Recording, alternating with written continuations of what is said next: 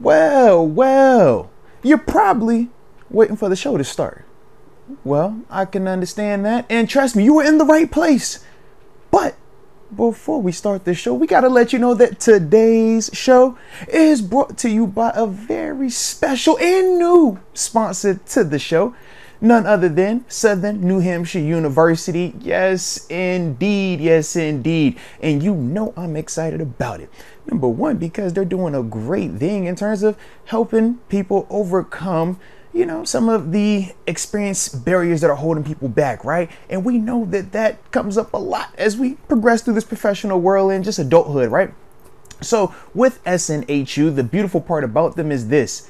They are designed for people like you and me, man. The ones that are busy, but might can make some time to be on the online space and, you know, multitask, so to speak. And that is what SNHU brings to the table. The largest, or one of the largest, accredited nonprofit online degree offerings. Man, it is a dope thing that they got going on over there. One of the programs that stood out to me the most is their sports management program, in terms of being able to, number one, work at your own pace. They have multiple times throughout the year where you're able to get into the course and ultimately progress through at your own speed, 24/7 access. I mean, those are beautiful things, especially when we're just talking about the working person, the busy person, the person with the family out there. SNHU. Oh, they trying to hook you up. They trying to help you out, baby. Now, like I said, for myself, man, I've utilized the online program very similar to this, and I can tell you firsthand the benefits that come from these type of programs, and what SNHU is offering, man. You don't want to miss out on it. So check out the link. All right. snhu.edu/Arthur Moats. All right. You check that out. Obviously, this is all in the description as well.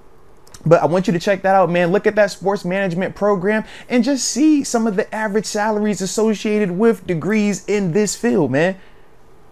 Could definitely be something that might motivate you, you know, make you want to go out there and do something special out there and, you know, ultimately put yourself on an even better trajectory. But with that being the case, you see right here, SNHU, Southern New Hampshire University. I stand by them, and as always, keep being great.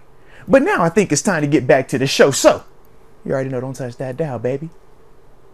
Shout out to the homie Steven Nelson. We did see him retire, man. So congrats on a heck of a career, man. Definitely love that. But he did also say, though, that, you know, he leaving the door open that if it made sense, he would come out of retirement as well. It might be a training camp. That's what I was trying to see. Is there any interest potentially with that phone call?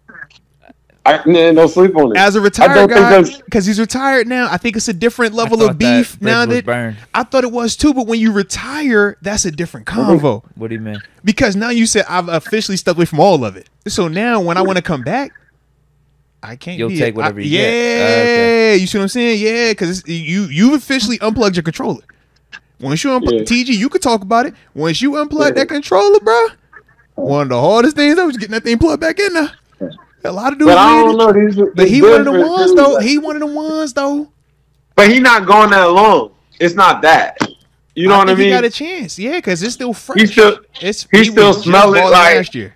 Yeah, he gonna go train. He gonna do the whole everything he was doing. Yeah, he got the family coming though. That's what the reports where he's like, yo, he got the baby on the way. That's what I'm saying. So it's like, bro, if you could just like, come on now. I don't think we need him at this point though. I'm listening. JPJ, bro. Dante Jackson. Like if we didn't pick up Cam Sutton, maybe it's more of a conversation. But with JPJ, Jackson, Sutton, Trice, Rush, I don't think we need him that bad. So you saying Steven Nelson? Man, I just feel like this Corey Trice don't like. No, I think he is. Like if we didn't trade for Dante Jackson, if we still had Deontay, yeah, I want to see him move a little bit more. We picked up Cam Sutton. I think there is an opening there. Of, like we need a CB, almost like we're talking about wide receiver too. Because who's our I think that's produced in Houston last year. I know. He produced last year. Every time he can play. That's what I'm trying to tell you, bro. Free agent corners throughout this I think that's what training camp's for, though, right? About Steven Nelson. I think the bridge is burned, but now after some of the moves we made, I don't know if there's a spot for him. Is the bridge burnt though? Is it burnt? I thought it was burnt while he was active. I thought it was burnt. I feel like it's different when you say you're retiring You soften up. And then when you want to come back, because we don't know when he's coming back. If he comes back and it's August, that's only 2 months later, right? But say it is a little bit later in the year, and he's like, I still got that itch. We seen something like, I'm trying to get active. I don't think he's gonna be turning his nose up saying, "Hey, bro, it's Pittsburgh. Don't even think about this." I think it's a different energy now because of the retirement. That's the only reason is the retirement. I think that's what changed it all. But you ain't feeling him though. You ain't feeling that? I wouldn't be opposed. I think the CB room's kind of busy right now. Yeah. I mean, I don't think they're just gonna call him right now. No. That's I don't think so either. If there's an injury that happens in training camp, of course, then it becomes a conversation. But right now, everyone healthy. Yeah, he gets a something happen phone call. For sure. Will he be first up then, or would you go trademark it if something were to happen? I don't think you go trademark it. You might see free agent. That's what I was trying to say though. Like, not obviously right now we want everything to be good, right? But we're saying if something does happen, training camp, early season, September, do we look trademark it first, or is that somebody that we say, you know what, man, that's a little bit higher of a priority? We would want to call it that. That's what I'm trying to figure out. How do y'all feel about him in that sense? I just don't think you give anything up for anything. Yeah. Like. He would be a pretty good option, I think. Yeah, if you're not trying to make a trade, I think he'd be a pretty good option because of the familiarity. And yeah, he's played good over the last few seasons. I didn't really want to get rid of him that bad. I mean, we understood when it transpired why it was happening in the sense of, it's because of some money stuff. It's not you can't play anymore. It was just the money thing. They wanted him to take the cut. He didn't want to take the pay cut, and that was that. Between him and Joe Hayden. Yeah, we picked Joe. I don't think that was hindsight 2020 was the better choice.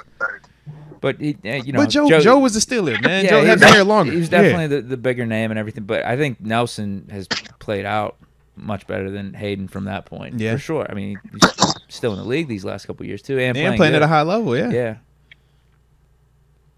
Mm. Okay. Well, I had to ask that one because, like I said, man, that's a former Pittsburgh Steeler that did retire, man. So, shout out to Steven Nelson, man.